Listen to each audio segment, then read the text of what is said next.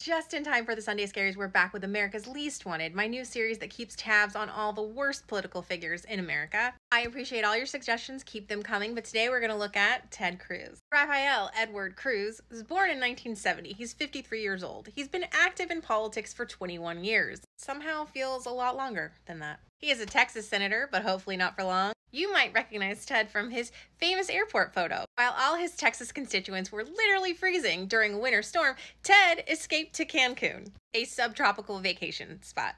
Tropical or subtropical? Either way, it was a warm vacation while the residents of Texas absolutely suffered. You might also recognize Ted Cruz as one of Donald Trump's greatest supporters, despite the fact that he absolutely hated Donald Trump back in 2016 when Donald Trump eviscerated both Ted Cruz and his wife, even going so far as to call Ted Cruz's wife ugly and sharing unflattering photos of her. Ted's dislikes include passing helpful legislation, like affordable health care, when he tried to block Obamacare by giving one of the longest speeches in Senate history. Ted objected to Obamacare, calling it a Democratic plot to keep people alive. He spent part of that time reading Green Eggs and Ham.